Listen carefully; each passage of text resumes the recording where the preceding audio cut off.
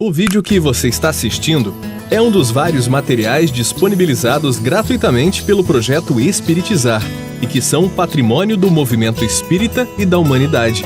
Na descrição do vídeo, você encontra indicação de outros materiais relacionados a este assunto. Você pode aprofundar seus estudos e colaborar com a manutenção deste projeto iluminativo, adquirindo os livros, DVDs e MP3 do projeto Espiritizar em www.livrariaespiritizar.com.br. Encontre mais materiais como este e fique por dentro da agenda de palestras e seminários transmitidos ao vivo em www.espiritizar.org.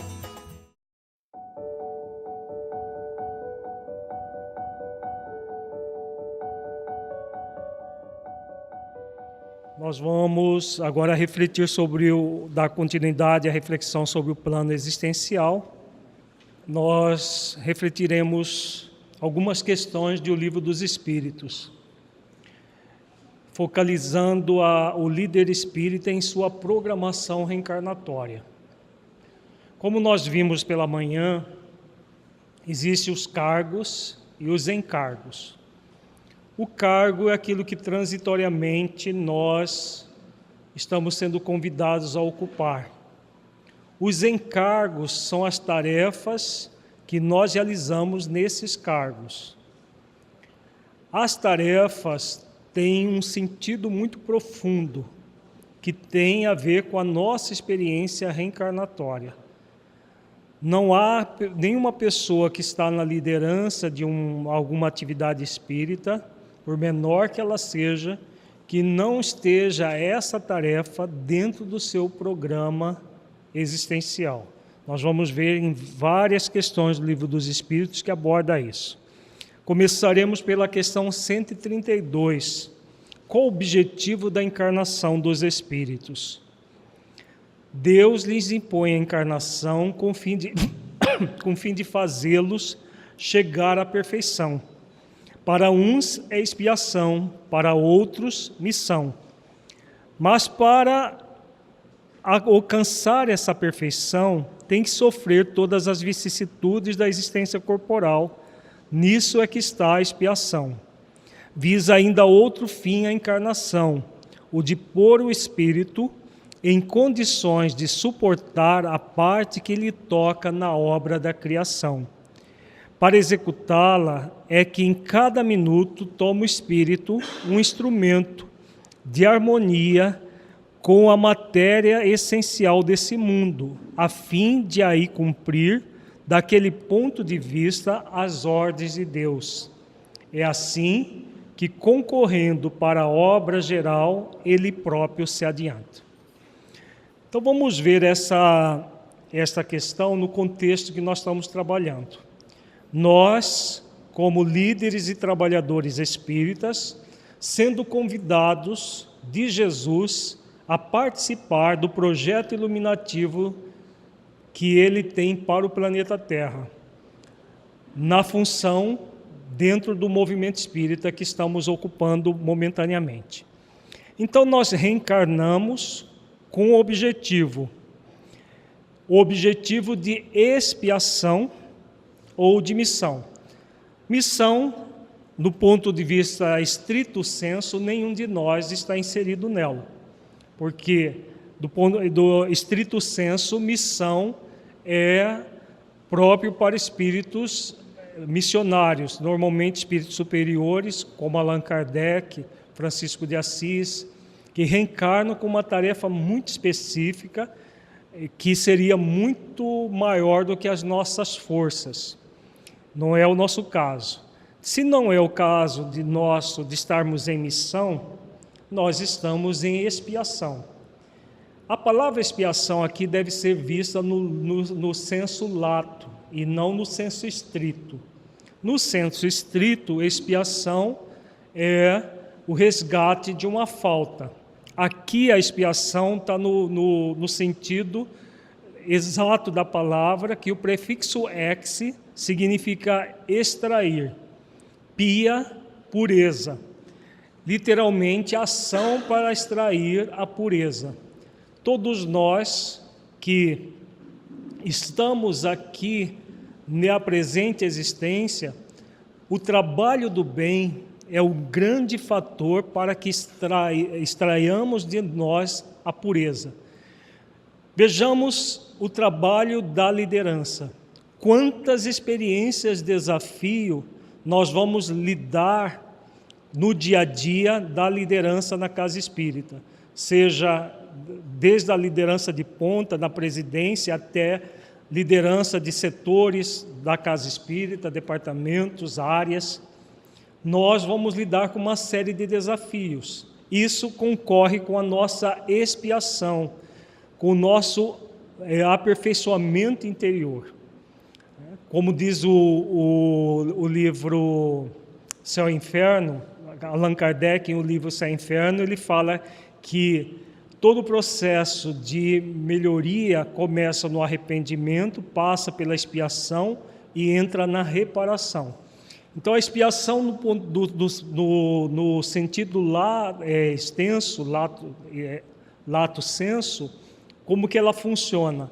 Como esse processo em que nós vamos extrair a pureza reparando os nossos débitos. Então, se nós trazemos débitos com o cristianismo do nosso passado espiritual, hoje estamos sendo convidados a superar esses débitos dentro do movimento espírita, trabalhando efetivamente em função do projeto iluminativo de Jesus para a Terra. Então, quando nós passamos pelas vicissitudes da vida, da experiência corporal, como diz os benfeitores aqui, todas as experiências que nós vamos passar, que não é uma tarefa fácil, é uma tarefa trabalhosa, nós vamos também, acontece isso que eles falam aqui, nós concorremos com a parte que nos cabe na obra da criação. O projeto iluminativo é de Jesus, mas quem é que vai efetivar esse projeto? São os habitantes da Terra, porque é transformar a Terra num planeta de regeneração. Nós que estamos habitando a Terra, seja na condição de encarnados e desencarnados, que vamos efetivar esse projeto iluminativo. Jesus é o condutor maior. Todos aqueles que estão em sintonia com Ele concorrem nessa obra que está em sintonia com Deus. E aí acontece isso que está aqui no final do texto, concorrendo para a obra geral, Ele próprio se adianta. Então, todo o esforço que nós fazemos para sermos fiéis ao projeto iluminativo de Jesus, trabalhando no nosso projeto autoiluminativo, e aí envolve o plano existencial, nós estamos melhorando a nós mesmos e melhorando o mundo em que vivemos, concorrendo para o aprimoramento da obra geral. Vejamos um comentário de Allan Kardec. A ação dos seres corpóreos é necessária à marcha do universo. Deus, porém, na sua sabedoria, quis que nessa mesma ação eles encontrassem um meio de progredir e de se aproximar dele. Deste modo, por uma admirável lei da providência, tudo se encadeia, tudo é solidário na natureza. Então, cada ação que nós realizamos no esforço de melhoria individual, que vai refletir na melhoria das instituições espíritas, nós estamos nos aproximando de Deus, dentro daquilo que nós já refletimos, que é o compromisso do espírito imortal. Por falar nesse compromisso, vamos recordar para a questão 115, que nós já falamos sobre ela na parte da manhã. Na questão 115, Kardec pergunta: dos espíritos, uns terão sido criados bons e outros maus? Deus criou todos os espíritos simples e ignorantes, isto é, sem saber. A cada um deu determinada missão, com o fim de esclarecê-los e de os fazer chegar progressivamente à perfeição pelo conhecimento da verdade, para aproximá-los de si. Nesta perfeição é que lhes encontro a pura e eterna felicidade, Passando pelas provas que Deus lhes impõe, é que os espíritos adquirem aquele conhecimento. Uns aceitam submissos essas provas e chegam mais depressa à meta que lhes foi assinada. Outros só a suportam murmurando e, pela falta em que desse modo incorrem, permanecem afastados da perfeição e da prometida felicidade. Nós já refletimos isso quando mostramos aquele esquema do eu, espírito imortal, leis divinas e Deus. O grande compromisso que nós trazemos é exatamente de conhecer a verdade, que são as leis divinas, de um modo geral, verdade com V maiúsculo. A verdade interior é o autoconhecimento. Nós vamos buscar aquilo que existe em nós,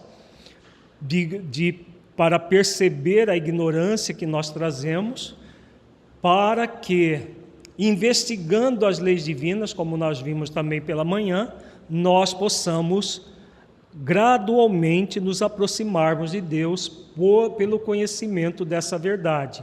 Conhecimento dos 3 níveis, superando a ignorância do não saber, do não sentir e de não vivenciar a verdade. Tudo isso vai concorrer com a nossa felicidade, conforme nós vimos na questão 614. Ao nos aproximarmos cada vez mais das leis divinas, trazendo-as para dentro da nossa consciência, nós vamos nos tornando felizes. A felicidade relativa no primeiro momento, depois a pura e eterna felicidade no segundo momento. E como que vai acontecer isso? Passando pelas provas. A liderança seria uma prova? Ocupar um posto num centro espírita, numa federativa, no órgão regional de unificação, seria uma prova? Sim, uma prova, e que todos nós, com certeza, fomos muito bem preparados para ela, para passar nessa prova. O fato de sermos preparados não significa que nós vamos ser aprovados. A aprovação na prova é fruto da forma como nós lidamos com isso tudo. Então, tudo aquilo que nós vimos de manhã, a mensagem do irmão Antônio, que nos convida a morrer para o mundo, para que nós possamos viver em espírito e verdade a proposta de Jesus, é fundamental para que nós passemos nessa prova. Ao aceitar a prova de uma forma submisso a ela, nós vamos chegar mais depressa à meta. Se agirmos com rebeldia, nós murmuramos. É muito para mim, eu não dou conta de fazer esse trabalho no centro espírita ou na federativa. É muita coisa, eu preciso abrir mão de muita coisa do mundo. Podemos fazer isso? Murmurar? Podemos, claro que podemos. Não podemos? Não devemos. Podemos porque é da lei que seja assim. É da lei de liberdade. Ninguém é obrigado a fazer isso. Por isso que podemos submeter. Submeter é nos submeter a essa tarefa que nos foi colocada como prova, uma das tarefas, ou podemos murmurar, podemos reclamar, ou fazer a tarefa a vida inteira reclamando dela, como se ela fosse um estorvo na nossa vida que a gente tem que fazer, sem aquele exercício de gratidão que nós vimos na manhã. Fazer a atividade como um ato de gratidão a Jesus, como nós vimos na proposta aqui do mentor Honório. Então, o compromisso, o convite é que nós nos submetamos e aí vamos chegar à nossa meta. Ao final abstraindo da resposta, que aqui ela está falando do espírito na sua trajetória, desde a simplicidade e ignorância até a pureza espiritual. Mas tomando como base a encarnação anterior, a encarnação atual, que nós programamos uma meta para esta existência. Ao finalizar esta meta na atual existência, como nós estaremos? Vamos fazer um exercício de reflexão? Como será o nosso dia do juízo? Vai depender se nós nos submetemos à meta que nos foi assinada, né? Que nós assinamos, segundo o mentor Honório, no livro Dias Felizes, existe um contrato que nós assinamos e que permanece na dimensão espiritual. No livro Tormentos da Obsessão tem a leitura de um contrato desse para um médium que estava falindo na experiência, estava em falência, porque não tinha desencarnado ainda. O médium Edmundo, que eles leem o contrato dele e o convidam para tomar tento, para tomar consciência do que ele estava fazendo na vida dele. Essa reflexão também está no livro Consciência Espírita, a reflexão do caso do Edmundo. Então nós temos um contrato assinado. Esse contrato assinado traz a meta desta existência. Ao final, se nós cumprimos o contrato, como que nós estaremos? Muito felizes, muito felizes. Não é ainda pura e eterna felicidade, porque não temos evolução para isso, mas com certeza estaremos muito felizes no dia do juízo. Mas se passarmos a vida murmurando, não querendo fazer aquilo que tem assinado no contrato, com toda certeza nós estaremos chorando no dia do juízo. Choros mais ou menos intensos, mas nós estaremos chorando e não sorrindo de felicidade, com base nessas reflexões que nós estamos fazendo. Vejamos agora a questão 264. Que é o que dirige o espírito na escolha das provas que queira sofrer? Quem é que chegou num determinado momento e escolheu ser espírita? Nós mesmos. Nós mesmos, segundo os benfeitores, tem uma outra mensagem do irmão Antônio, que nós vamos estudar desta vez, que muitos de nós imploramos uma nova oportunidade. Não pedimos, imploramos, literalmente.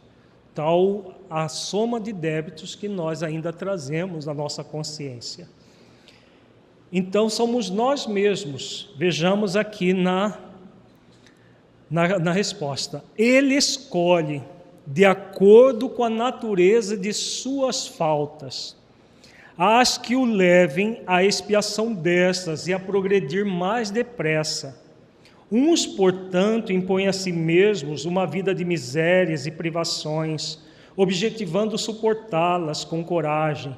Outros preferem experimentar as tentações da riqueza e do poder, muito mais perigosas pelos abusos e má aplicação a que podem dar lugar, pelas paixões inferiores que um e outros desenvolvem.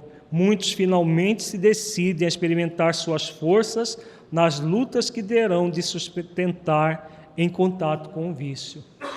Vejamos que aqui os benfeitores falam de todas as experiências ligadas às várias circunstâncias da nossa vida. Trazendo para a liderança, vejamos que a questão das generalidades é exatamente isso. Como que nós escolhemos? Pela natureza das nossas faltas. Então, aqueles de nós que estamos na liderança, no movimento espírita, como trabalhadores de última hora, sendo convidados a sermos trabalhadores de última hora, os débitos nossos mais intensos estão relacionados a quê? A religião, a falência na própria seara do Mestre. Se não fosse isso, nós não estaríamos na posição que estamos. Se já tivéssemos sido exitosos nessa área, muito provavelmente estaríamos na dimensão espiritual, orientando os que estariam na nossa posição. Como nós estamos nessa posição aqui agora, é porque nós trazemos faltas muito graves nessa área. E aí, o trabalho do bem é um convite a isso aqui, a expiação destas e a progredir mais depressa. Vai depender das nossas escolhas aqui e agora, porque nós escolhemos isso antes de encarnar. Isso já significa êxito na prova? Jamais. É apenas a programação. Efetivar a programação é por conta do esforço de cada um. Todos nós podemos vencer o mundo, como o Honório nos coloca. Da mesma forma que Jesus venceu o mundo, nós também podemos.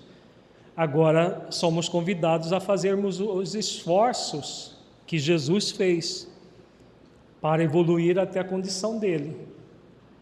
Todos nós somos convidados a fazer esses esforços. Vejamos a questão 393, que é uma pergunta também muito significativa para entendermos o sentido do trabalho no movimento espírita. Kardec pergunta: como pode o homem ser responsável por atos e resgatar faltas de que se não lembra?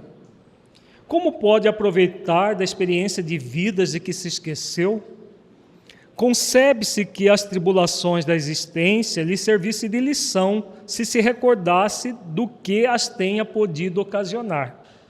Desde que, porém, disso não se recorda, cada existência é para ele como se fosse a primeira, e eis que então está sempre a recomeçar. Como conciliar isto com a justiça de Deus? Uma pergunta muito significativa, muito inteligente.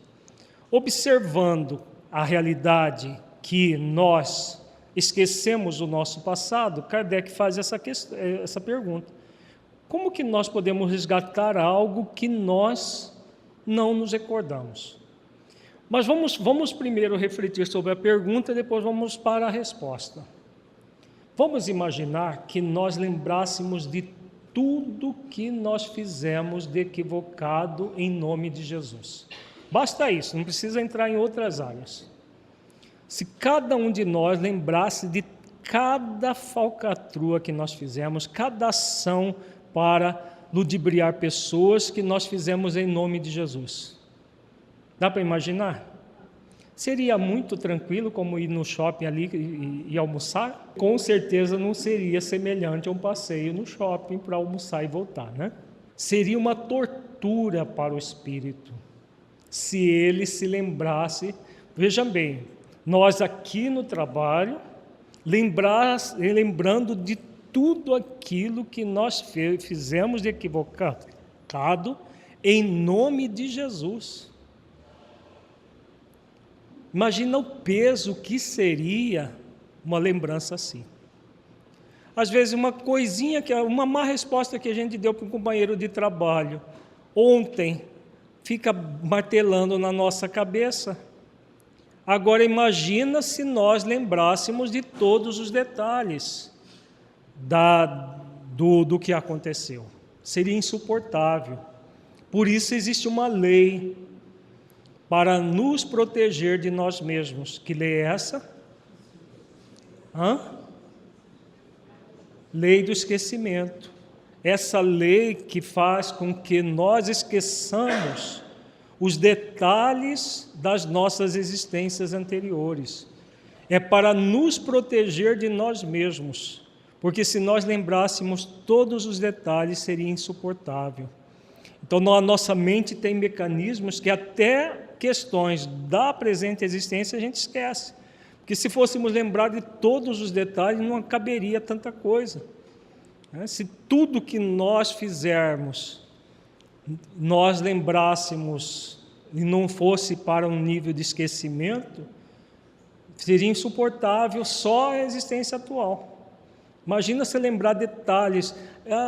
Quando eu tinha 3 anos eu caí, machuquei, gritei, e você lembrasse todos os detalhes de cada situação que você passou. Só da atual existência. Vai fazer um exercício nesse sentido. Não seria já um peso? A lei do esquecimento tem a ver até com essas experiências da existência atual. Tem outra questão também. Tem a questão do esquecimento como um processo de proteção a nós mesmos, e tem uma outra questão ligada ao fenômeno da reencarnação. Alguém lembra? Tem a ver com uma lei. Qual outra questão que nós esquecemos o passado? Para quê? Vamos refletir juntos, que aí nós vamos entender. No passado, nós agimos contrário à mensagem do Cristo.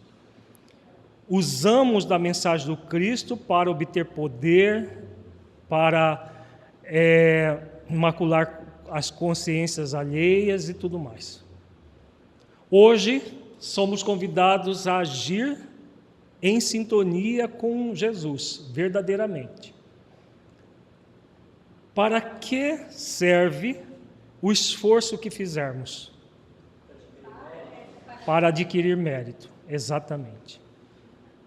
Está relacionada à lei do mérito, esse esquecimento. Porque se tivéssemos o tempo todo um aguilhão, primeiro que seria insuportável, segundo que também não haveria mérito, a realização sem essas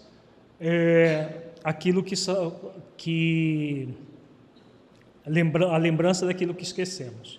Mas é muito mais pela questão da proteção ligada ao esquecimento, porque seria insuportável lembrar de tudo e, ao mesmo tempo, ser útil, ter a mente lúcida para ser útil. Agora vejamos a resposta, que é uma das mais significativas do Livro dos Espíritos. Em cada nova existência, o homem dispõe de mais inteligência e melhor pode distinguir o bem do mal. Onde o seu mérito, se lembrasse de todo o passado, quando o espírito volta à vida anterior, à vida espírita, diante dos olhos se lhe estende toda a sua vida pretérita. Vê as faltas que cometeu e que deram causa ao seu sofrer, assim como de que modo as teria evitado. Reconhece justa a situação em que se acha e busca então uma existência capaz de reparar a que vem de transcorrer.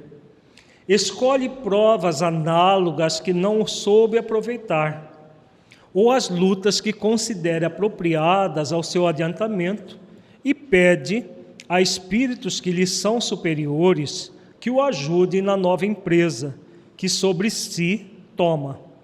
Ciente de que o espírito que lhe for dado por guia nessa outra existência se esforçará pelo levar a reparar suas faltas, dando-lhe uma espécie de intuição das em que incorreu.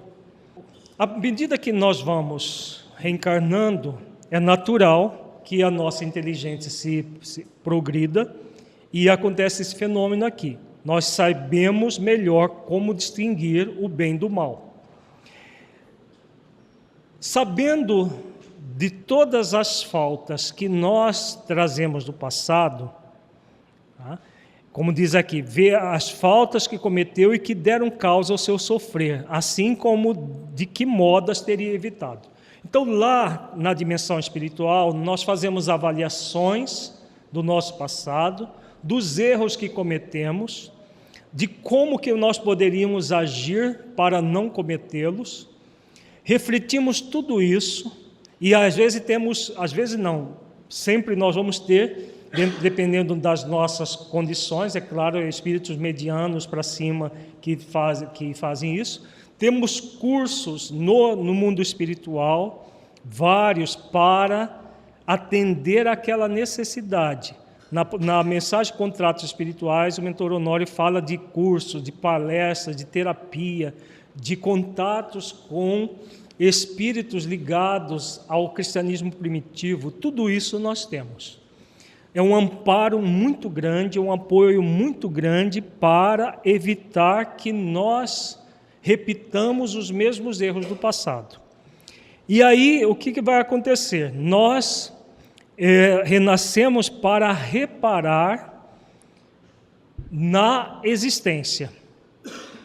e vamos lidar com as provas análogas às que não soubemos aproveitar. Então, se nós agimos de uma forma equivocada no âmbito do cristianismo, nós vamos hoje ser convidados a lidar com a seara de Jesus e agora, nesta existência, no âmbito do cristianismo redivivo. Temos todo o apoio necessário. Além desse apoio geral, que o mentor Honório fala na mensagem Contratos Espirituais, nós vamos ter um apoio constante durante toda a existência. De quem é esse apoio? Do anjo de guarda, que ele coloca aqui. Espíritos que lhes são superiores, pede a espíritos que lhes são superiores que o ajudem na nova empresa. Então, nós vamos ter o auxílio de muitos espíritos na nova empresa. E depois, ciente de que o espírito que lhe for dado por guia nessa outra existência se esforçará pelo levar a reparar suas faltas, dando-lhe uma espécie de intuição das em que incorreu. Então, quando a nossa consciência nos avisa, lá dentro nós ficamos sempre com a consciência nos alertando para agir desta ou daquela maneira. Quem é que está fazendo isso? Nosso anjo de guarda, em sintonia com a programação que nós trazemos arquivada na nossa consciência. A programação ela está esquecida objetivamente, porque pela lei do esquecimento nós esquecemos tudo. Mas subconscientemente está tudo arquivado na nossa consciência. Não é só lá no pergaminho que ficou na dimensão espiritual, está aqui na nossa consciência. E o que o anjo de guarda faz no nosso dia a dia? Vamos supor que nós estamos na liderança espírita e nós estamos querendo dar uma de sabedor de tudo e, em vez de conectar na vertical da vida com a proposta de Jesus, nós começamos a querer colocar o nosso ego. O que o nosso anjo de guarda faz? Fica observando, aguardando o dia do juízo para falar, te falei, você prometeu e não fiz. É assim que ele age, como pai autoritário. Ele vai ficar nos intuindo para que nós relembremos que nós prometemos humildade e mansidão, nós prometemos exercitar virtudes, a cumprir as leis divinas, nós prometemos uma série de coisas e ele vai nos intuir para que aquilo que está momentaneamente esquecido seja realizado pela intuição. E por que pela intuição? Por que ele não incorpora no médium, já que a gente convive com tanto médium no movimento espírita, né? Por que ele não incorpora no médium e fala para nós, olha, assim, assim, assim? Por que por intuição? No caso nosso, porque aqui é uma pergunta para toda a humanidade, mas nós estamos trabalhando a liderança espírita para respeitar o nosso livre-arbítrio, exatamente. Porque se eles dissessem o que é para fazer, anularia o nosso livre-arbítrio. Como vem pela intuição e nós não sabemos distinguir o que é nosso do que é sugerido, nós vamos ter sempre a liberdade de escolha. Nós temos a liberdade de escolha antes de encarnar, porque quando eles conversam conosco sobre a necessidade, nós podemos até recusar. E nós temos a liberdade de escolha de aceitar na dimensão espiritual e aceitar aqui agora, ou recusar. Então, por isso, vem a intuição das faltas que nós incorremos e todo o aprendizado para evitar repetir essas faltas. Então, na atividade espírita, de modo geral, nós temos todos os recursos necessários. A lei do esquecimento não deve ser jamais utilizada como uma desculpa. Mas eu não sei direito o que eu prometi. Se você mergulhar dentro de você, você saberá. Você não sabe porque você não está indo atrás. Porque se mergulhar dentro do seu próprio psiquismo, você não apenas saberá, você sentirá dentro de você a sua programação. Sentirá o rumo, o caminho a ser trilhado. Todos nós podemos sentir isso. desde que nós façamos as escolhas para sintonizar com o nosso anjo de guarda, que é o nosso programa. Isso tudo vem sob a forma da intuição, para que nós sigamos. Mas aí muitos podem objetar, mas a gente não tem certeza então. O teimoso, né, o que murmura, usa muitos subterfúgios. Sim, nós não temos certeza, mas quando, o que acontece? Para aferir se é ou não é, siga a sua intuição, faça aquilo que realmente está vindo na sua mente. Como que você se sentirá se fizer isso? Como que cada um imagina aquilo que intuitivamente você sente que é a sua programação existencial, que é o seu propósito existencial. E realiza uma ação de acordo com isso. Como que você se sente? Você sente a alegria de estar exatamente realizando isso. Então, um parâmetro, que é um parâmetro útil, é você auscultar a sua intimidade. Se eu, ao realizar as ações que intuitivamente eu percebo, eu me sinto feliz, eu me sinto de bem com a vida, o estado de bem-estar é grande, ou mesmo pequeno, existe um bem-estar, significa que é exatamente isso que é para você fazer.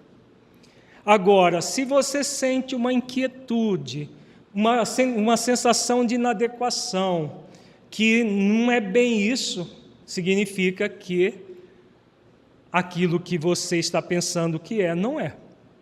Porque não tem como bem não gerar um estado de bem-estar.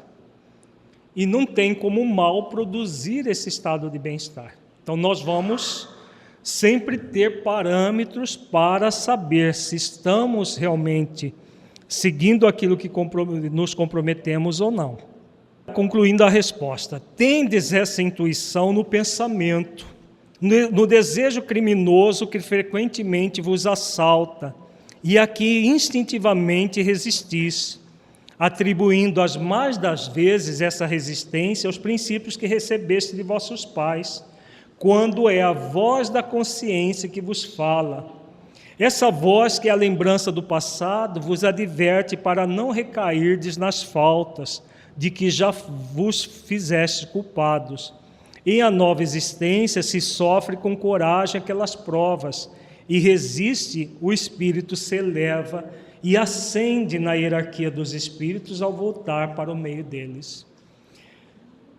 Então, nós vamos trazer na intuição aquilo que programamos. O nosso plano existencial, ele está esquecido em termos de detalhes, mas a essência do plano existencial está presente nas nossas consciências. Se nós buscarmos o processo de interiorização, especialmente os exercícios de autoconhecimento, nós vamos lá no nível da consciência, que nos fala, pela voz da consciência, a lembrança do passado, que nos adverte quando nós estamos incorrendo nas mesmas faltas que prometemos não incorrer. É assim que vai acontecendo no nosso dia a dia. Então, em se tratando de liderança espírita cristã, todas as vezes que nós tendermos a repetir situações do nosso passado espiritual, o que a consciência faz conosco? Ela alerta. Às vezes ela grita, porque a gente não quer ouvi-la. Nós podemos murmurar ou submeter à voz da consciência. Se aceitarmos submissos à voz da consciência, tomando como base a questão 115, nós vamos fazer esforços de resistir àquela tendência. E não vamos agir como nós já agimos no passado. Se nós murmuramos, nós damos um jeito de calar a consciência e repetimos os padrões, o mesmo padrão. Nas duas possibilidades, o que acontece conosco? Se nós resistimos e fazemos esforços de não repetir os padrões do passado, nós já vamos sentir a alegria e o contentamento de estar nesse caminho. Se nós repetimos as mesmas faltas do passado, nós vamos sentir todo o mal-estar dessa escolha equivocada que fizermos. Então é sempre assim, nós mesmos podemos refletir sobre tudo isso e chegar às conclusões por nós mesmos, se estamos sendo submissos à meta que está assinada na nossa consciência, se estamos murmurando. E aí os benfeitores colocam aqui o que vai acontecer, qual foi o grande compromisso consciencial? O compromisso de nos elevar na hierarquia dos espíritos. É para isso que nós vamos realizar todas as ações que são circunstanciais na dimensão física. O objetivo é que nós retornemos para a dimensão espiritual melhores do que quando encarnamos. É o que eles colocam aqui. Se o espírito resiste, passa pela prova e resiste, o espírito se eleva e ascende na hierarquia dos espíritos ao voltar para o meio deles. E como que ele voltará? Muito feliz, porque ele realizou o bem no limite das forças. É na linguagem usada por André Luiz no livro Missionários da Luz, um benfeitor fala do espírito completista. Completista é aquele que completa tudo aquilo que ele veio realizar na face da terra, quando encarnou. E aí o completista ele estará pleno com ele mesmo, porque completou a sua programação, o seu plano existencial. Como fica o caso de pessoas que têm lembrança de uma existência anterior? Pode ser uma prova para essa pessoa. André Luiz, no livro Os Mensageiros, ele analisa um caso assim, de uma pessoa que veio com uma prova de lembrar detalhes da existência imediatamente anterior.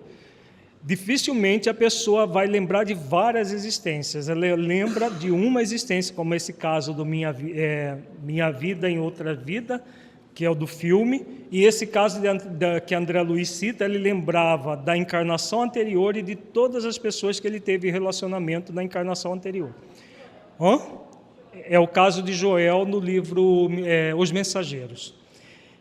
Então, qual que era o objetivo daquilo? Aquilo era um objetivo, era uma aprovação a mais para ele, para que ele aprendesse a lidar com uma série de questões. E, em vez de aprender o que aconteceu, ele ficou deslumbrado com a percepção dele e ficou cultuando a encarnação passada, em vez de cultivar os valores da encarnação atual. Então, é uma prova para o espírito essas situações, né, que é estudado isso pela necessidade do espírito, mas isso é uma exceção. São muito raros os casos desse tipo que a pessoa lembra de detalhes das existências anteriores. A pergunta aqui sobre terapia regressiva. A terapia regressiva, ela foca situações traumáticas vivenciadas pela pessoa em determinados problemas que estão atrapalhando na existência atual.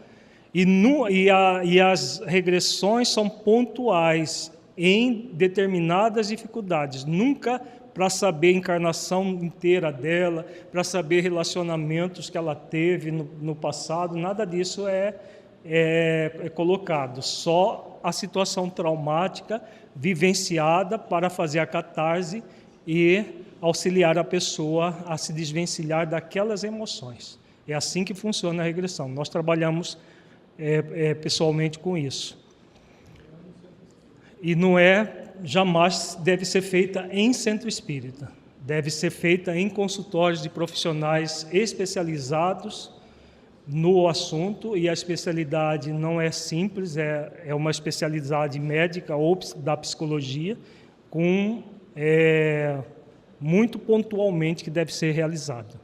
Vejamos um comentário de Allan Kardec sobre a pergunta. Não temos, é certo, durante a vida corpórea, lembrança exata do que fomos e do que fizemos em anteriores existências, mas temos de tudo isso a intuição, sendo as nossas tendências instintivas uma reminiscência do passado, e a nossa consciência, que é o desejo que experimentamos de não reincidir nas faltas já cometidas, nos concita a resistência àqueles pendores.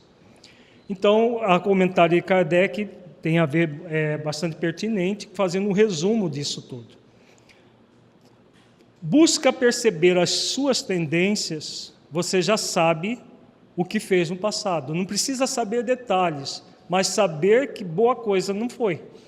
Basta observar as nossas tendências de agora, que a gente já sabe que lá atrás a coisa estava muito pior do que agora. E aí, para que serve tudo isso? Para que nós resistamos e não reincidamos nas faltas que trazemos e nas tendências que trazemos. É difícil isso, gente? Não, é trabalhoso. Fácil não é também. Não é fácil resistir a tendências de situações que às vezes nós já fizemos várias encarnações seguidas. Então essas tendências, por exemplo, os desmandos em nome de Jesus, não foi uma vez, não. Foram várias vezes, várias existências praticando um delito após o outro em nome de Jesus. Por isso nós trazemos uma tendência a querer agir de uma maneira autocrática, de querer mandar, de querer arrebentar com tudo, porque nós arrebentávamos literalmente com tudo no passado. E agora somos convidados a agir com humildade e mansidão.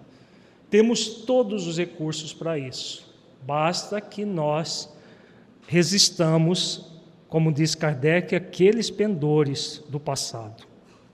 Vejamos agora a questão 975. Os espíritos inferiores compreendem a felicidade do justo? Parece que não tem nada a ver com o tema, mas vamos ver aqui uma questão muito importante. Sim, e isso lhes é um suplício, porque compreende que estão dela privados por sua culpa.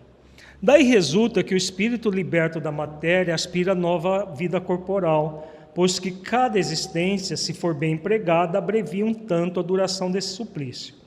É então que procede a escolha das provas, por meio das quais possa expiar suas faltas. Porque ficais sabendo, o espírito sofre por todo o mal que praticou, ou de que foi causa voluntária, por todo o bem que houvera podido fazer e não fez, e por todo o mal que decorra de não haver feito bem.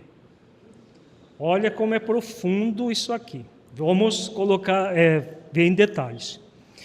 Então, voltando à questão da liderança espírita. Nós, depois de avaliar os nossos débitos do passado, muito intensos com relação ao cristianismo,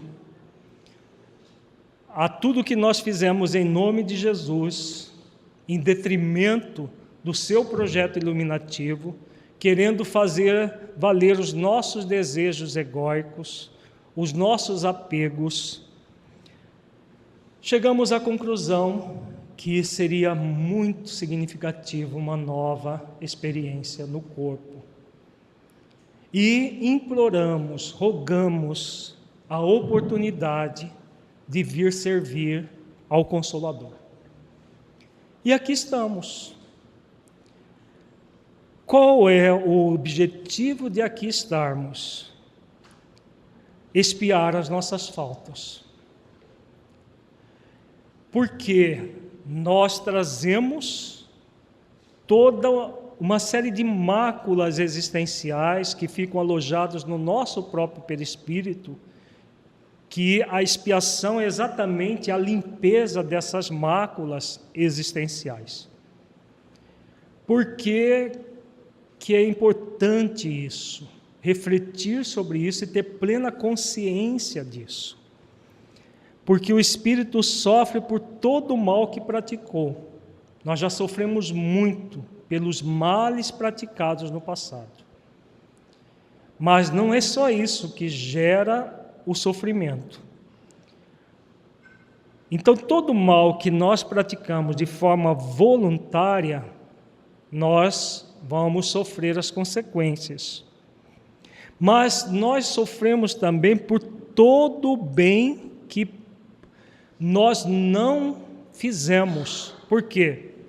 Quando nós reencarnamos nas igrejas, seja católica, nas igrejas reformadas, nós não prometemos que íamos servir a nós mesmos em detrimento do Evangelho de Jesus. Não é verdade? Porque ninguém renasce para fazer coisas erradas. Nós prometemos que ia fazer uma série de bem. O que aconteceu com o bem que nós não fizemos? Concorreu para o nosso sofrimento? Muito. Não foi apenas o mal que nós fizemos, mas o bem que houvera podido fazer e não fez.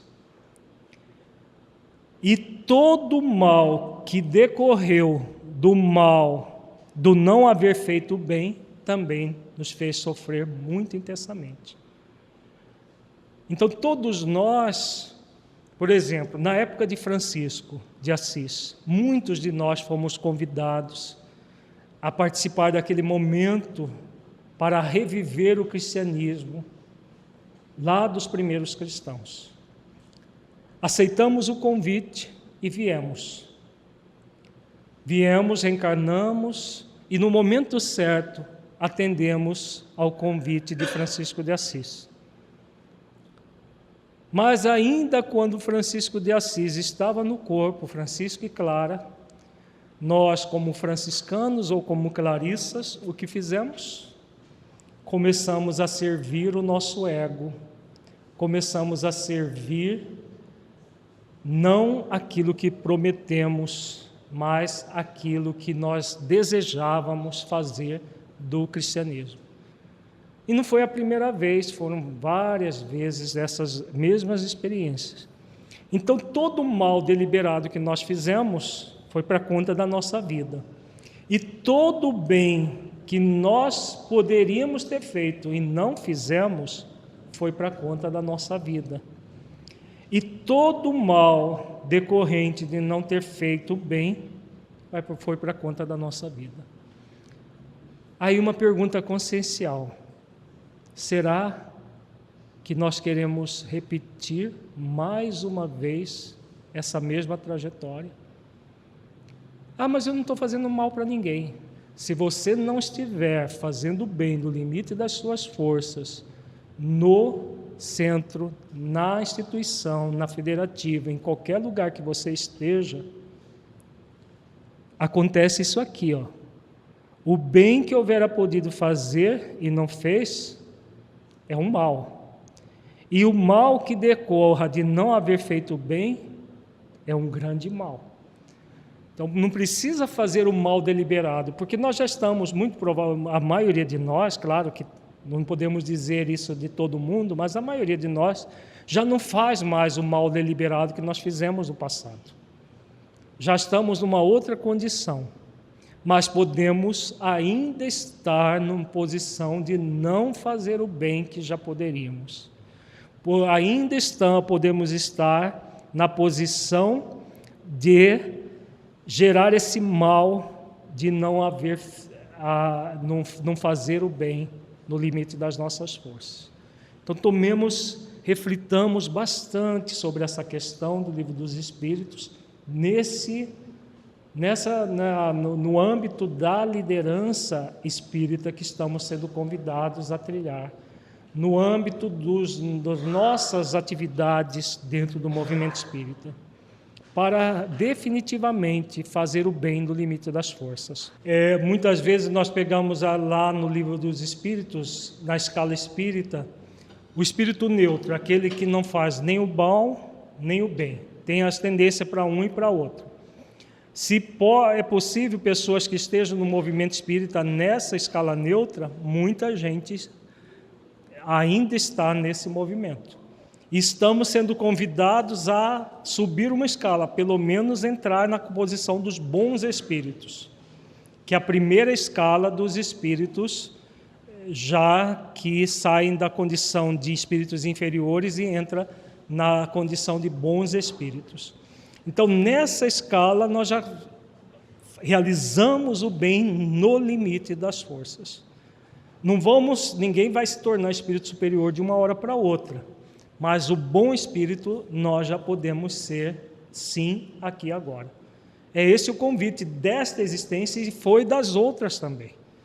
É o que os benfeitores estão falando aqui.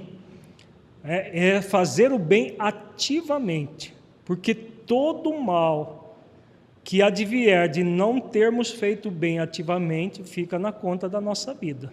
Que não há neutralidade perante as leis. O espírito neutro que Kardec fala é neutro no sentido de que não faz o bem, não faz o mal. Mas se não fazer o bem já é um mal, então não há neutralidade de fato. Questão 568. Os espíritos que têm missões a cumprir, as cumprem na erraticidade ou encarnados? As missões a gente pode cumprir aqui ou também na dimensão espiritual? E aí? Em ambas, né? Em ambas situações. Vamos ver aqui. Podem tê-las num e noutro estado. Para certos espíritos errantes, é uma grande ocupação. Imagina, o que os espíritos superiores fazem? Eles estão errantes. Errante não significa que erra, né? Errante é aquele que precisa encarnar. Vamos lembrar do termo utilizado por Kardec. Porque às vezes, pela radical da palavra em português, errar, né? A gente errante é que erra. Não, não é isso. Errante é aquele que ainda reencarna. Porque espírito que não é errante, quem é?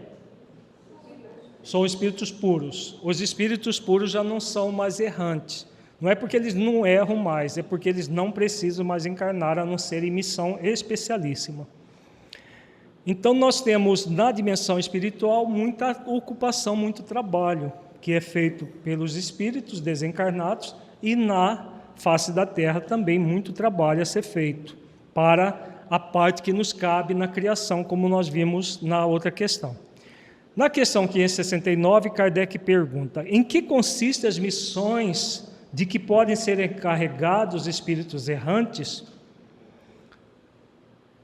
São tão variadas que impossível fora descrevê-las. Muitos há mesmo que não podeis compreender. Os espíritos executam as vontades de Deus e não vos é dado penetrar-lhe todos os desígnios. Então, aquilo que é a alçada dos espíritos desencarnados, também na liderança espírita é muito comum as pessoas ficarem preocupadas com o que os espíritos fazem. Será que os benfeitores vão estar aqui para nos auxiliar? E essa é uma dúvida que nós não precisamos ter, porque eles sempre estarão auxiliando no limite das forças dele, e as forças dele são muito maiores que as nossas. Então eles vão estar realizando sim a vontade de Deus. O problema não são eles, é a parte que nos cabe na sintonia com eles, que passa a ser um grande problema. As missões dos espíritos têm sempre por objeto o bem. Quer como espíritos, quer como homens, são incumbidos de auxiliar o progresso da humanidade, dos povos ou dos indivíduos, dentro de um círculo de ideias mais ou menos amplas, mais ou menos especiais, e de velar pela execução de determinadas coisas. O espírito se adianta conforme a maneira por que desempenham sua tarefa. Os espíritos desencarnados que estão na sintonia do movimento espírita têm sempre por objeto o bem, como diz Kardec aqui. E o grande objetivo é auxiliar o progresso da humanidade. Se nós temos um projeto iluminativo do Cristo para o planeta inteiro, que envolve o movimento espírita, porque a doutrina espírita é para reviver o cristianismo lá dos primórdios, reviver o Evangelho de Jesus em espírito e verdade, o que esses espíritos estarão fazendo conosco? Pergunta para nós refletirmos. Estarão auxiliando ou estarão de folga nos observando? Nossa, são bons trabalhadores eles. É assim? Eles vão estar nos auxiliando de todas as maneiras possíveis. Eles fazem esforços gigantescos para nos auxiliar. Gigantesco, porque são espíritos que já têm condições de fazer isso. Então, eles vão nos auxiliar para que a promessa do Cristo seja efetivada no planeta. E nesse auxílio, eles se adiantam, conforme a maneira por que desempenham a sua tarefa. Então, da parte dos espíritos desencarnados, nós não precisamos recear nenhuma situação que nós não tenhamos apoio. Agora vamos ver a parte que nos cabe. Na questão 573, Kardec pergunta: em que consiste a missão dos espíritos encarnados? Ó, nós aí outra vez. Em instruir os homens, em lhes auxiliar o progresso, em lhes melhorar as instituições, por meios diretos e materiais. As missões, porém, são mais ou menos gerais e importantes. O que cultiva a terra desempenha tão nobre missão como o que governa, ou o que instrui. Tudo em a natureza se encadeia. Ao mesmo tempo que o espírito se depura pela encarnação, concorre dessa forma para a execução dos desígnios da providência. Cada um tem nesse mundo a sua missão, porque todos podem ter alguma utilidade. É uma pergunta de âmbito geral. Nós já estudamos essa questão no estudo reflexivo, mas vamos trazer para, novamente, a questão da liderança e do trabalho do bem no movimento espírita. Nosso compromisso aqui, como trabalhadores espíritas, é fazer o que com as nossas instituições? Melhorá-las. Se nós estivermos nesse movimento de melhorar as nossas instituições, centros espíritas, federativas, órgãos regionais de unificação, as frentes regionais e tudo mais, nós estamos realizando aquilo que nós nos comprometemos. Nesse trabalho, o mais importante é ser o presidente, não é? Por que não? O presidente não é o rei da cocada preta? Vejamos o que os benfeitores estão dizendo aqui, ó. As missões, porém, são mais ou menos gerais e importantes. Mas o que é importância para Deus? O lavrador que lavra a terra tem a sua importância? O ministro da Agricultura tem a sua importância? O governador do estado ou o presidente do país tem a sua importância? É o que eles estão dizendo aqui. Tudo na natureza se encadeia. Vamos refletir no movimento espírita. Então, o importante é ser presidente ou ser um trabalhador conectado na vertical da vida, em qualquer trabalho que nós estejamos. Qualquer que seja o trabalho, se estivermos conectados na vertical da vida, nós estamos executando os desígnios da providência. E o que vai estar acontecendo na nossa intimidade? O espírito se depura pela encarnação. Então, qualquer que seja a atividade, porque muitas vezes a pessoa chega e diz: não, mas o meu departamento é mais importante. Já ouviram isso? A minha área é mais importante. Quem é mais importante? O que, melhor dizendo, não é quem, o que é mais importante? É a forma como a pessoa atua. Se ela atua na vertical da vida, se nós atuamos na vertical da vida, nós estaremos depurando pela encarnação, efetivando os desígnios da providência. Então, todos têm a utilidade própria. Então, é tão significativo para a pessoa que está presidindo a instituição, como aquele que está varrendo a instituição. Todos estão sendo convidados a crescer, a evoluir. Se a habilidade da pessoa não é suficiente para ser, por exemplo, dirigente da instituição, e ela tiver a habilidade para fazer a limpeza da instituição, ela estará crescendo ou não? Sim. Ela estará fazendo a parte que lhe cabe, depurando-se pela encarnação. Se estiver fazendo exercício para praticar as virtudes.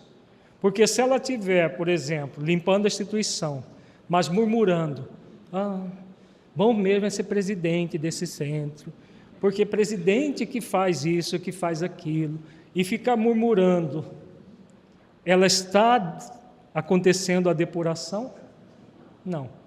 Ela vai estar fazendo o serviço porque senão o obsessor pega, porque senão ela não vai para uma colônia espiritual, às vezes faz por esse motivo, mas lá dentro não está acontecendo nada dentro dela. Não está havendo a depuração. A depuração vai ser sempre de acordo com a forma como você faz aquilo que você faz. Então, se nós fizermos na vertical da vida, qualquer atividade do bem, nós vamos estar trabalhando com a nossa depuração. Se for um processo ligado ao murmúrio, nós estaremos adiando. O servidor está pronto, o trabalho aparece, o serviço aparece. É uma fala do ministro Genésio André Luiz no livro Nosso Lar. A Jéssica faz uma reflexão muito interessante, baseada na fala do ministro Genésio André Luiz.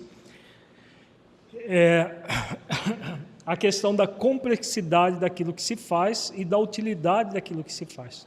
Nem sempre o complexo vai ser o útil. O próprio André Luiz é um exemplo disso. Ele buscou o ministro Genésio querendo que tipo de serviço? Vocês lembram? Ele queria ser o serviço de médico. Ele tinha acabado de sair do hospital, todo comprometido por um suicídio indireto, não conhecia nada do perispírito e queria ser médico de espíritos. Olha que interessante, né? E aí,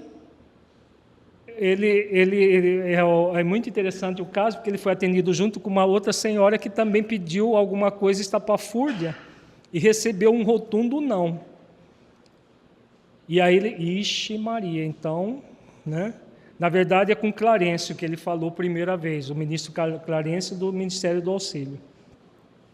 Aí ele já humildou o seu orgulho, pediu qualquer serviço, mas o Clarencio, um psicólogo nato, observou, na verdade você está pedindo qualquer serviço, mas lá no fundo você quer serviço de médico. Aí ele, realmente, né? Eu estou pedindo qualquer coisa, mas lá no fundo eu quero ser médico. Aí o Clarencio vai lá e dá uma orientação para ele, que ele aí cala fundo dentro dele. Quando ele foi para o ministro Genésio, no Ministério da Regeneração, ele já estava um pouco mais humildado ainda no seu orgulho. Aí sim ele pede qualquer forma de ser útil. Aí que o ministro Genésio diz: quando o servidor está pronto, o serviço aparece. E o que o ministro Genésio fez? Deu o serviço para ele? Não. Pediu que ele observasse as câmaras de retificação, que é o serviço mais sacrificial, que pede maior renúncia dentro de nosso lar. E lá foi o médico, que desejava ser médico, a observar o serviço. E no primeiro momento, quando ele observou os espíritos vomitando, o que ele fez? Começou a limpar. E aí ele tem uma fala dele muito significativa. Ele fala: o médico orgulhoso do passado, recomeçando na enfermagem rudimentar. Veja, em se tratando de serviço, ele teria condições de servir como médico, ignorante completamente das questões espirituais, não teria como servir. Agora, como um enfermeiro rudimentar, ele teria condições, tanto é que ele começou por aí. Nem enfermagem mais sofisticada ele teria condições. Então, muitos de nós murmuramos porque não temos altos postos dentro do movimento espírita. Mas será que nós aguentaríamos esses altos postos? Será que daríamos conta? Nós vamos ter sempre o serviço necessário e o melhor, a providência divina, como diz aqui, os desígnios da providência, é a providência divina que nos coloca numa determinada função. Se estamos naquela função, trabalhemos da melhor maneira possível, porque se você fizer o melhor que você pode, o que vai acontecer com a providência divina? Ela vai ficar parada ou ela vai trazer novas tarefas para você? Vai trazer novas tarefas. Com certeza, hoje, André Luiz já não fica limpando o vômito de espírito. Provavelmente, pelo tudo que ele escreveu, hoje ele deve atuar como um médico, se não reencarnou ainda, deve atuar como um médico espiritual, um médico na dimensão espiritual, porque evoluiu para isso, cresceu para isso, aprendeu para isso. Então, se nós concorrermos com a parte que nos cabe, a providência vai sempre alargar as nossas possibilidades. Agora, se nós já quisermos agir de uma forma orgulhosa, nós vamos jogar a oportunidade, desprezar a oportunidade muito importante de evolução. Uma das questões mais importantes a serem refletidas para o exercício da liderança espírita cristã é o plano existencial, composto de programa e propósito existenciais, que está diretamente ligado à nossa programação reencarnatória. Está relacionado também ao cumprimento das leis divinas em nossas consciências e à prática das virtudes, que é a maneira que as cumprimos. Todos trazemos uma ou duas virtudes principais a serem desenvolvidas quando reencarnamos. Então nós refletimos essas várias questões do Livro dos Espíritos, que aborda a questão da programação reencarnatória, e agora vamos adentrar a questão do plano existencial mais propriamente. Como os benfeitores respondem na questão 393 do Livro dos Espíritos, estudada anteriormente, trazemos a intuição de nossos compromissos firmados antes de reencarnar. Para nos conectar com essas escolhas, somos convidados a ouvir as vozes alerta de nossas consciências, bem como a refletir sobre as intuições que recebemos de nossos mentores espirituais, que conhecem minuciosamente o nosso programa existencial elaborado antes de reencarnarmos. Então, como vai funcionar a questão do plano e do programa, do propósito e do programa, que em conjunto formam o plano existencial? Nós trazemos tudo isso de forma intuitiva. Cabe a nós, em exercícios de autoconhecimento, trabalhar pela percepção desse plano existencial.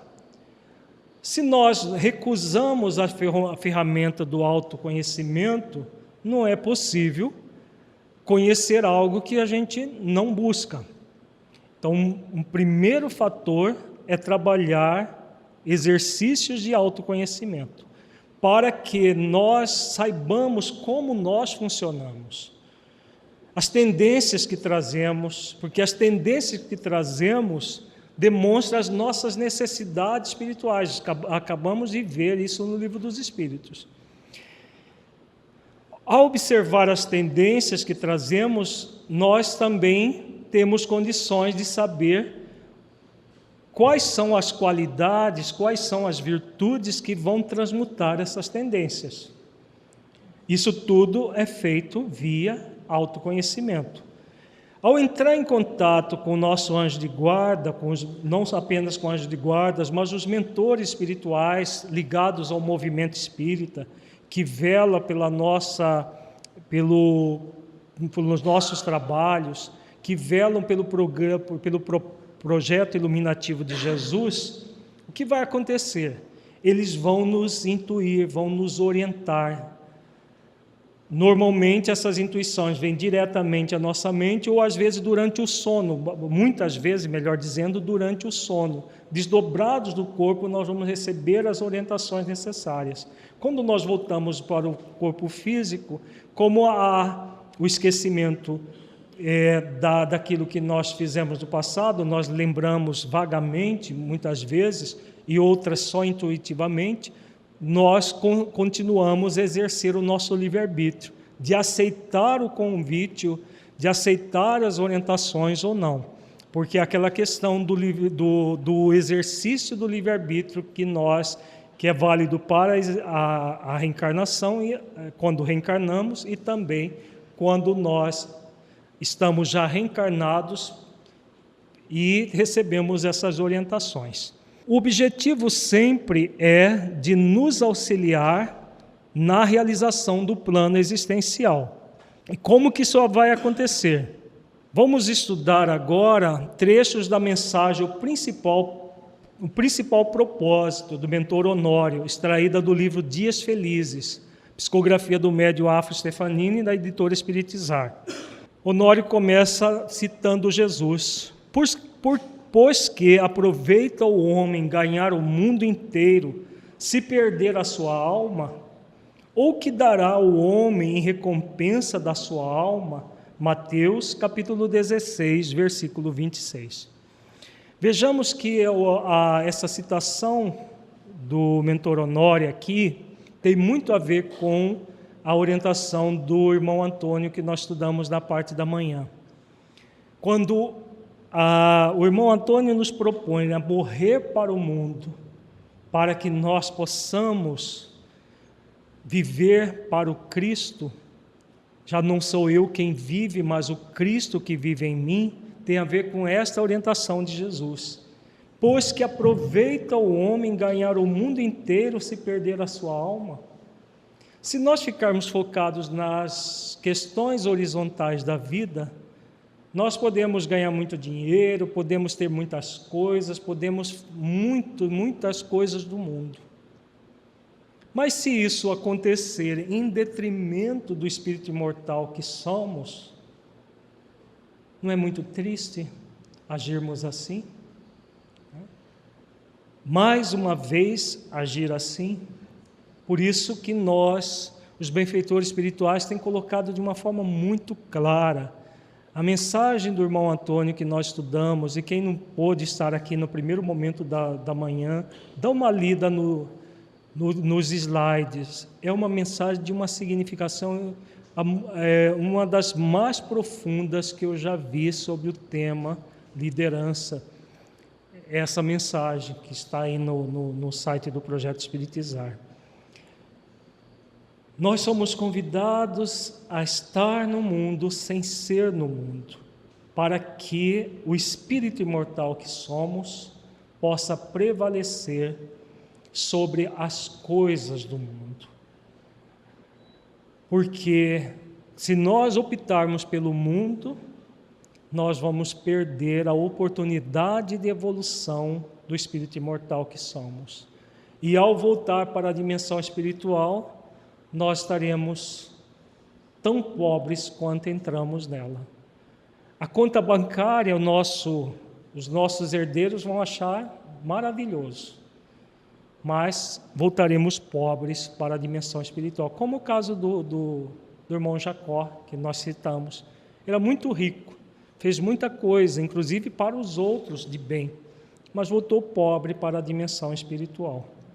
Então, pois que aproveita o homem ganhar o mundo inteiro se perder a sua alma, ou que dará ao homem em recompensa da sua alma? Vamos ver os comentários do mentor. Avolumam-se na terra as almas que campeiam a esmo sem propósito de vida nesses dias de grave transição. Aqueles que estão sem propósito, aquelas pessoas que ainda não se perceberam como espírito imortal e, ao se perceber como espírito imortal, passam a se sentir para viver como espírito imortal. Pode ser espírito ou não, vivendo assim.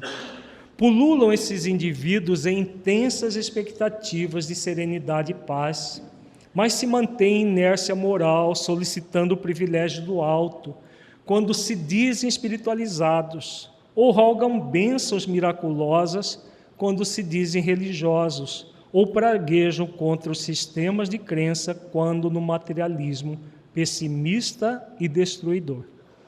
Então, essa é a realidade de muitos de nós. Se somos ateus, descrentes, praguejamos contra a sorte, contra as questões puramente materiais. Se somos já espiritualistas, ficamos esperando que o milagre aconteça.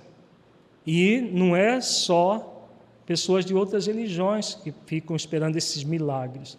Mesmo nós espíritas que sabemos que não existe milagre, ficamos de braços cruzados esperando as coisas acontecer. Esperamos que os benfeitores resolvam nossos problemas e assim por diante. O que acontece quando agimos assim? Vamos ver. O resultado do movimento egocêntrico interno é a imensa ausência de propósito existencial, levando o ser espiritual ao extremo que é o despropósito de vida, em que todo o movimento e busca do espírito imortal se fixa em desconsiderar as leis amorosas de Deus na vã tentativa de afrontá-las. Aqui o mentor dá esse conceito, despropósito de vida. Nós temos um plano existencial, formado de propósito e de programas existenciais. Viver em despropósito de vida, conhecendo essa realidade, é muito negativo para o espírito imortal, porque é o movimento dele desconsiderar as leis de Deus que existe para que nós sejamos felizes, conforme nós vimos, numa vã tentativa de afrontá-las. Por que vã tentativa de afrontá-las? É possível realmente afrontar as leis? Não. Nós tentamos, mas não é possível, porque elas vão ser sempre aquilo que elas são, e nós vamos, quando distanciamos delas, quando afrontamos, nós vamos entrar em sofrimento. Então, cedo ou tarde, nós vamos cumprir essas leis, porque ninguém quer ficar eternamente em sofrimento. O magno questionamento do Mestre Jesus elucida em profundidade a questão do propósito existencial para oportunizar a conquista essencial. Quando o espírito se descobre como ser imortal, encontra o sentido da vida em sua dimensão infinita e todas as conquistas que ele vem a lograr estão conectadas em primeiro plano com esse propósito essencial. Então, aquilo que acabamos de falar, não basta se saber espírito imortal, nós somos convidados a nos sentir e vivenciar a vida como espíritos imortais, para, como diz o mentor, lograr as conquistas que estão ligadas às questões existenciais da vida. É a trave vertical da cruz que nós falamos antes do nosso intervalo do almoço. A partir do encontro essencial do espírito com a expressão máxima do sentido existencial no imo da própria consciência, todas as conquistas vertem a sua direção para o aprofundamento desse propósito, planificando o ser espiritual de entusiasmo e fé, facultando desdobrar-se em comportamentos saudáveis e buscas nobres no aproveitamento de cada segundo, conquistando o mundo íntimo ao invés das posses exteriores.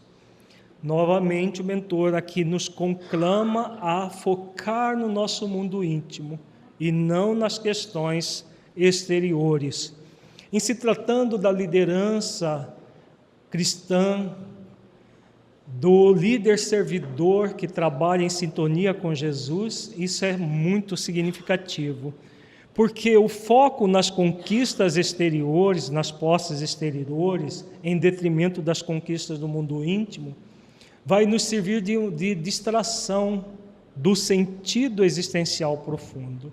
Tudo aquilo que nos distrai do sentido existencial profundo vai interferir no nosso trabalho como pessoas que estamos aqui para servir a uma causa.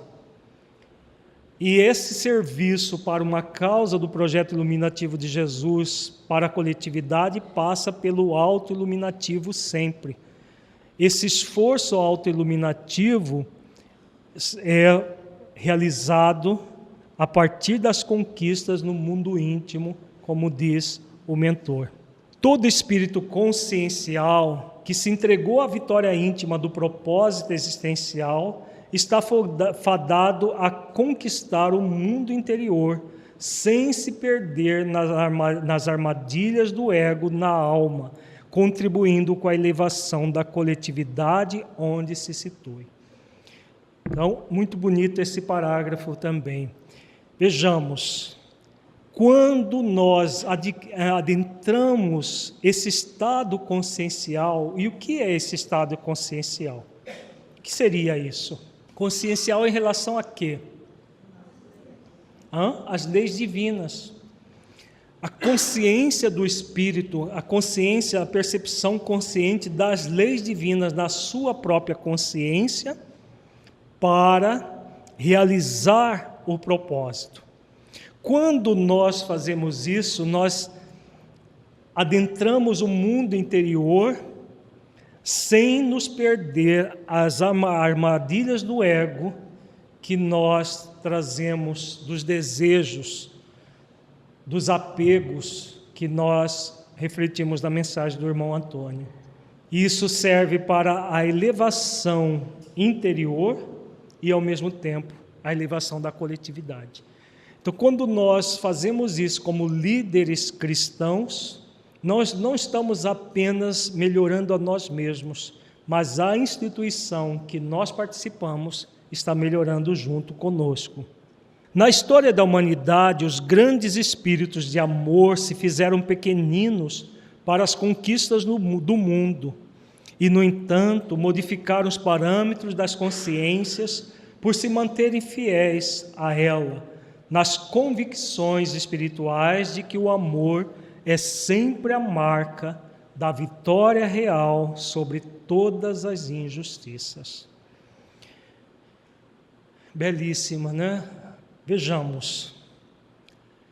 Quem observasse aquele homem franzino no século XIII, juntamente com aquela outra jovem sonhadora, diria que esses dois sonhadores iriam evolucionar a humanidade na época? Não. Quem visse aquele belo homem de cerca de 30 anos, cercado de 12 pessoas, 12 homens, a maioria deles rudes, iletrados, diria que ele estaria dividindo a história da humanidade entre antes dele e depois dele? Ninguém diria, porque ele era um simples carpinteiro galileu. É o que o mentor Honório diz aqui.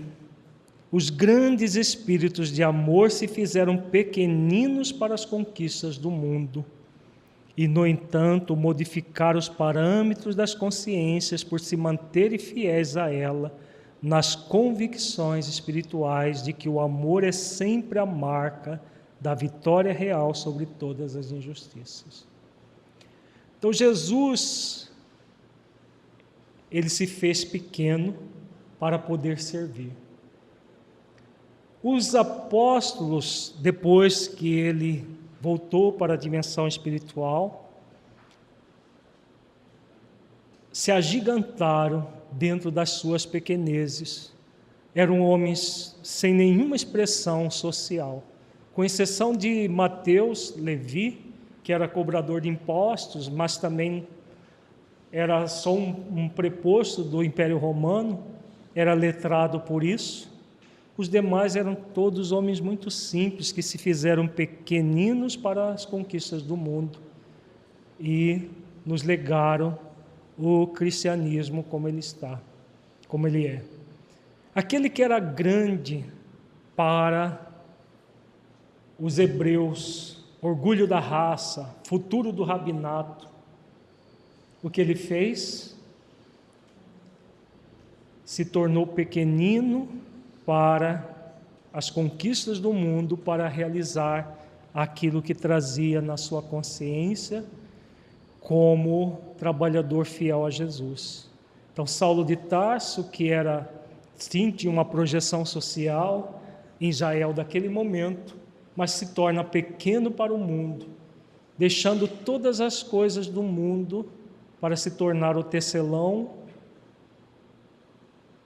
de tapetes, mas, sobretudo, o tecelão das virtudes dentro de si mesmo, para que, como tecelão das virtudes, pudesse estimular outras pessoas a fazer o mesmo. Nós vamos encontrar inúmeros exemplos destes que se fizeram pequeninos para as conquistas do mundo e modificaram os parâmetros das consciências.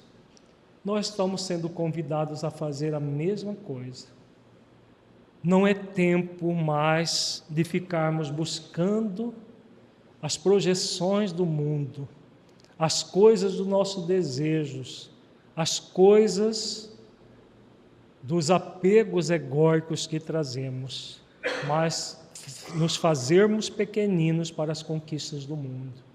É o que o meu irmão Antônio disse na mensagem dele: morrer para o mundo, para que o Cristo viva em nós.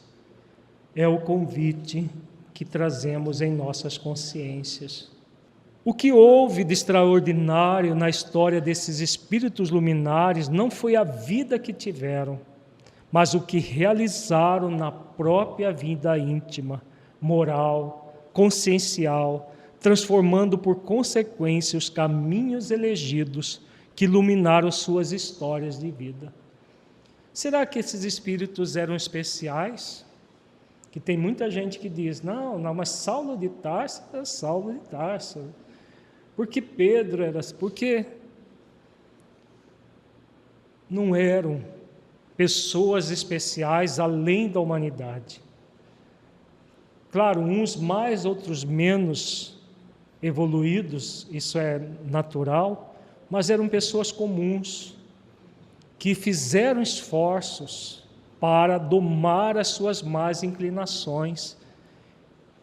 E o livro Paulo Estevam, por exemplo, fala de todo o esforço que Paulo fez para domar as más inclinações que trazia, a tendência à prepotência, a tendência ao autoritarismo, que era muito forte nele. Ele passou os 30 anos do seu apostolado fazendo isso. Então, como diz o mentor Honório, não era a história pura e simplesmente. O que houve de extraordinário na história desses espíritos luminares não foi a vida que tiveram, mas o que realizaram na própria vida íntima, moral, consciencial, transformando por consequência os caminhos elegidos que iluminaram suas histórias de vida. Se hoje nós conhecemos a história de um Paulo de Tarso, foi graças aos esforços, à renúncia, aos sacrifícios que ele fez. Se hoje nós conhecemos a história de Francisco de Assis, de Clara de Assis, foi graças à renúncia que eles fizeram. E todos com exceção de Jesus, que não evoluiu, porque já era evoluído, já era um espírito puro, mas que renunciou à sua condição de rei solar para estar aqui entre nós. Isso é uma realidade, foi a renúncia mais sublime que nós tivemos na face da terra. Mas todos nós somos convidados a fazer o mesmo no nível que estamos. A sanha do egoísmo deseja conquistar as coisas para ilusoriamente preencher a vida de coisa alguma, mas a sabedoria do amor faz o ser espiritual perder a própria vida do ego para conquistar-se a si mesmo. O convite é esse, a conquista de si mesmo, renunciar ao ego para que nós possamos conquistar a essência divina que somos. Conquistadores das ilusões efêmeras, de certa forma, somos quase todos nós, porque a crença falsa da vitória estava calcada no combate pelas posses. Hoje, porém, o domínio é silencioso e íntimo, convidando os interessados de alma sincera à imutável conquista da presença do amor, em definitivo, no próprio coração. Belíssimo texto, né? Então o convite é esse, libertarmos-nos da falsa vitória das posses do mundo para a conquista do amor, da presença do amor em definitivo no próprio coração. Uma pergunta que muitos podem estar se fazendo: como saber o nosso propósito existencial? Para isso é necessário um exercício de autoconhecimento, que já falamos várias vezes. O primeiro é reconhecer qual o nosso principal sentimento egóico ou vício moral. No Consciência Espírita nós estudamos o caso da Leonarda, que está no livro Cartas e Crônicas, que fala da história de vida da Leonarda, que teve como propósito existencial desenvolver a paciência. A grande dificuldade dela era com a impaciência. Cada um de nós tem uma necessidade nessa área. Há pessoas que trazem insegurança, outras incredulidade ou uma culpa intensa, ansiedade, orgulho exacerbado, etc. Então, cada um de nós trazemos determinadas tendências a viciações. São sentimentos egóicos que ainda trazemos. Como que nós vamos descobrir isso? Para isso, bastará apenas escutar nossa intimidade por meio de perguntas. Qual é o meu vício mais arraigado? Qual é a minha limitação mais evidente? Qual é essa limitação que muitas vezes tenho até medo de pensar nela, querendo fugir de mim mesmo? São perguntas que vão nos remeter à viciação egóica que nós trazemos o compromisso de transmutar, que seria o propósito existencial, exatamente transmutar essa limitação. Com o exercício de autoconhecimento e intuição do anjo de guarda, a pessoa consegue descobrir o propósito. Após identificar esse vício egóico, devemos nos abrir para as vozes alertas de nossa consciência e para as intuições do nosso anjo de guarda, que nos ajudarão a encontrar a virtude ou as virtudes que sublimam esse vício. Nos exemplos acima, as virtudes são insegurança, segurança existencial, incredulidade, fé convicta, culpa, autoconsciência e autoperdão, ansiedade, serenidade, orgulho, humildade, etc. Então, quando nós temos a viciação, a virtude que ilumina essa viciação vai ser o propósito existencial. Quando sentirmos qual é a virtude, conectar-nos-emos de uma forma mais intensa com o nosso plano existencial, pois esse é o nosso propósito existencial, ou seja, a virtude mais importante a ser desenvolvida na presente reencarnação, nas ações delineadas no programa. Então, quando nós, antes do intervalo, nós respondemos uma pergunta: é possível desenvolver só o propósito existencial sem o programa? Não é possível, porque o propósito ele é realizado no programa, nas várias circunstâncias da nossa vida. Vamos ver num gráfico isso. nós temos aqui nesse gráfico, bem no núcleo central, o propósito. O propósito é a principal virtude. Nós temos aqui várias áreas da nossa vida: pessoal, familiar, trabalho profissional, trabalho voluntário, social, o relacionamento que temos com as várias pessoas. Tudo isso é circunstancial. Nas circunstâncias, nós vamos realizar o programa, com base em quê? No propósito. O propósito é o núcleo central. A partir do propósito, irradia-se todas as ações que somos convidados a realizar no programa. Então, por exemplo, vamos pegar uma pessoa insegura. Onde e quando vai aparecer as inseguranças dela? Só no trabalho espírita? Em todas as atividades. O trabalho espírita está aqui, trabalho voluntário, mas na profissão vai aparecer insegurança, nas suas ações como mãe, como pai, como filho, como irmão, na família vai aparecer insegurança. Na sua vida pessoal, ela com ela mesma, ela vai se sentir insegura. Nas atividades em sociedade, ela sente insegurança.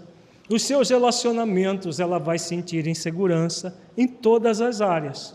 E em que momentos ela é convidada a desenvolver a segurança existencial? Em todos os momentos que aparecerem a insegurança. Todos.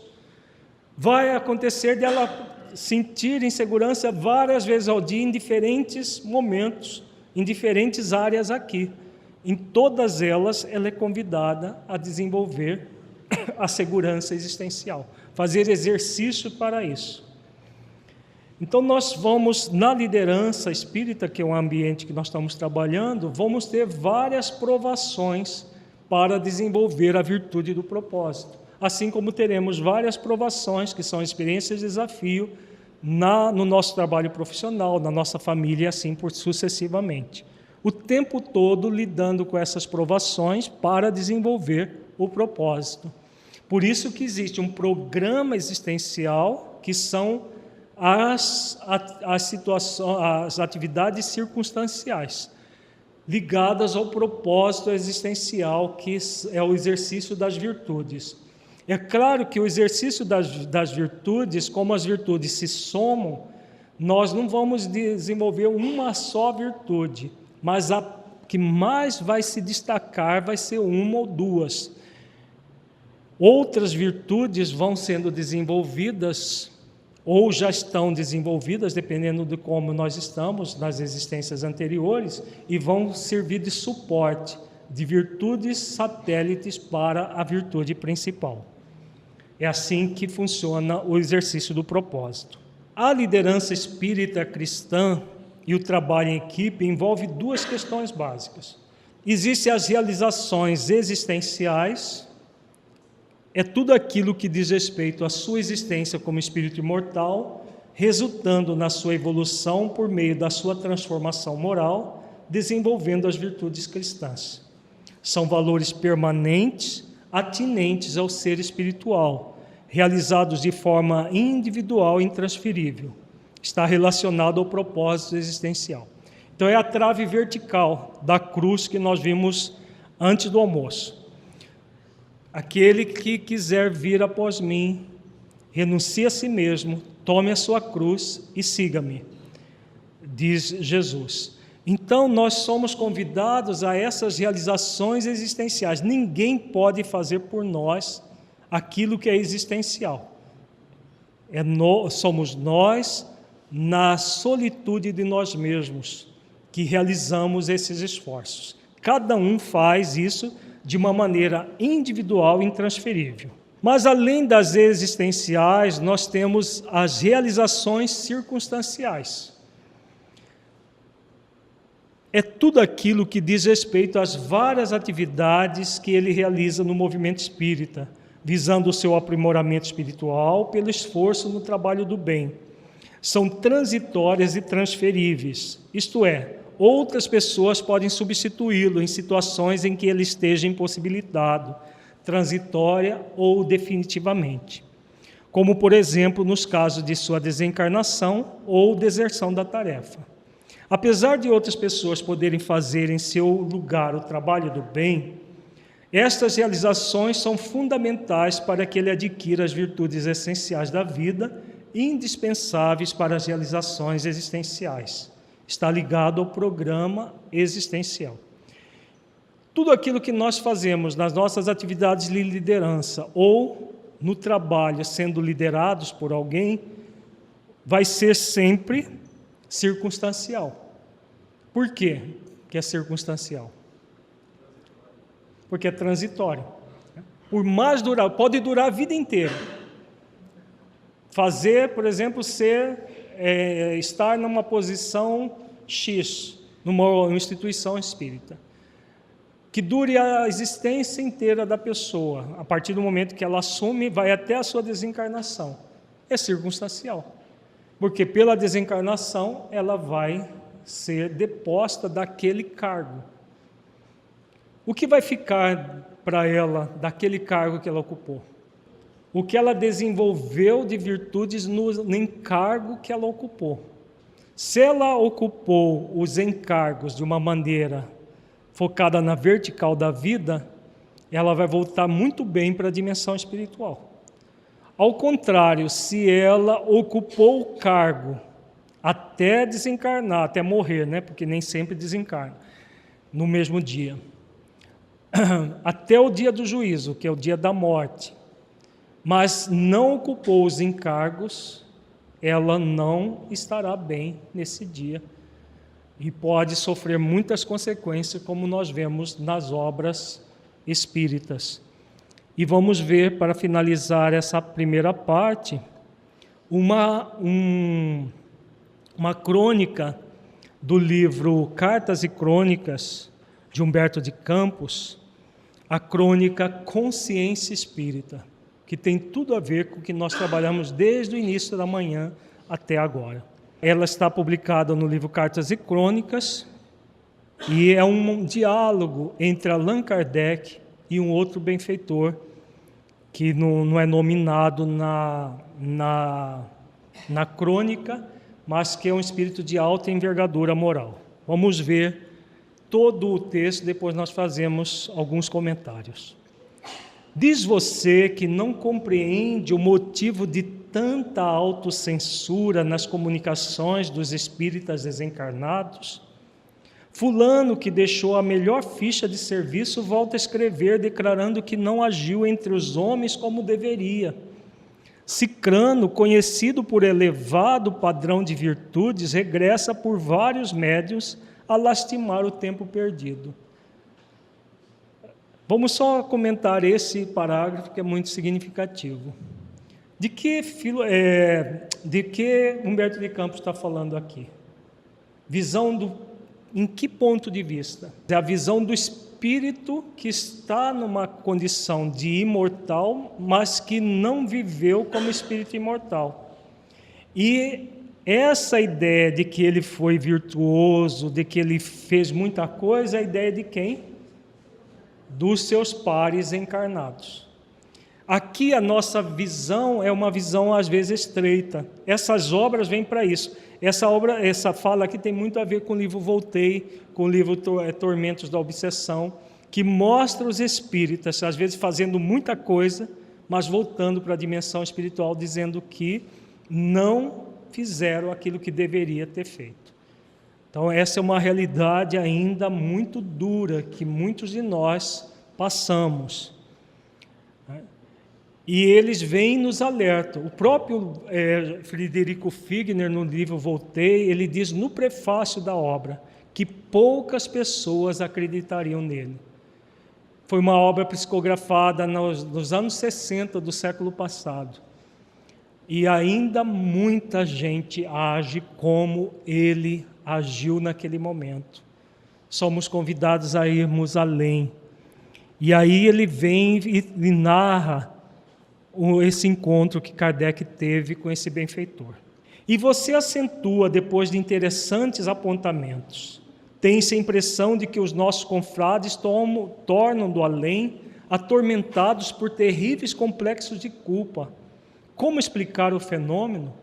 Então, como explicar os espíritas que às vezes fizeram todo o bem e estão se sentindo culpados, como o Frederico Figner, outros muito traumatizados, como o Leôncio, do livro Tormentos da Obsessão? Creia, meu caro, que nutro pessoalmente pelos espíritas a mais enternecida admiração. Humberto de Campos não era espírita quando estava encarnado. Infatigáveis construtores do progresso, obreiros do cristianismo redivivo. Tanta liberdade, porém, receberam para a interpretação dos ensinamentos de Jesus, que, sinceramente, não conheço neste mundo pessoas de fé mais favorecidos de raciocínio ante os problemas da vida e do universo.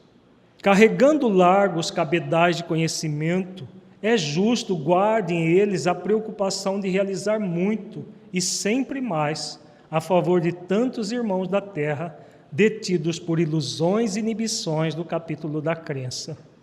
Conta-se que Allan Kardec, quando reunia os textos que nasceria o Livro dos Espíritos, recolheu-se ao leito, certa noite, impressionado com o sonho de Lutero, de que tomara notícias. O grande reformador, em seu tempo, acalentava a convicção de haver estado no paraíso, colhendo informes em torno da felicidade celestial. Comovido, o codificador da doutrina espírita, durante o repouso, viu-se também fora do corpo, em singular desdobramento. Junto dele, identificou um enviado de planos sublimes, que o transportou de chofre à nevoenta região, onde gemiam milhares de entidades em sofrimento estarrecedor. Soluços de aflição casavam-se a gritos de cólera, blasfêmias, seguiam-se a gargalhadas de loucura. Atônito, Kardec lembrou os tiranos da história e inquiriu espantado: jazem aqui os crucificadores de Jesus? Nenhum deles, informou o guia solícito. Conquanto responsáveis, desconheciam na essência o mal que praticavam. O próprio mestre auxiliou-os a se desembaraçarem do remorso, conseguindo-lhes abençoadas encarnações em que se resgataram perante a lei. E os imperadores romanos, de certo, padecerão nestes sítios aqueles mesmos suplícios que impuseram à humanidade. Nada disso. Homens da categoria de Tibério ou Calígula não possuíam a mínima noção de espiritualidade. Alguns deles, depois de estágios regenerativos na Terra, já se elevaram a esferas superiores, enquanto que outros se demoram, até hoje, internados no campo físico, à beira da remissão. Acaso andarão presos nestes vales sombrios, tornou o visitante, os algozes dos cristãos, nos séculos primitivos do Evangelho? De nenhum modo, replicou o lúcido acompanhante. Os carrascos dos seguidores de Jesus nos dias apostólicos eram homens e mulheres quase selvagens, apesar das tintas de civilização que ostentavam. Todos foram encaminhados à reencarnação para adquirir instrução e entendimento. O codificador do Espiritismo pensou nos conquistadores da antiguidade, Átila, Aníbal, Alarico e Gengis Khan.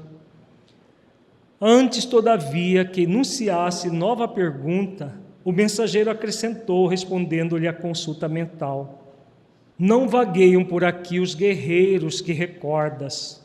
Eles nada sabiam das realidades do espírito e por isso recolheram piedoso amparo, dirigidos para o renascimento carnal, entrando em lides expiatórias conforme os débitos contraídos. Então, dize-me, rogou Kardec emocionado, que sofredores são estes cujos gemidos e imprecações me cortam a alma?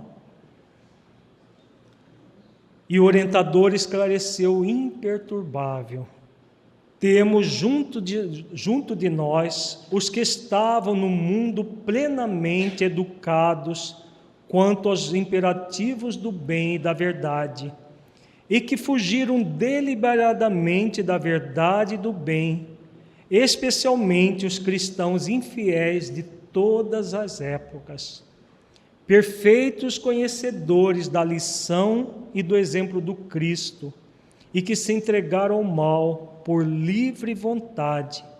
Para eles, um novo berço na terra é sempre mais difícil.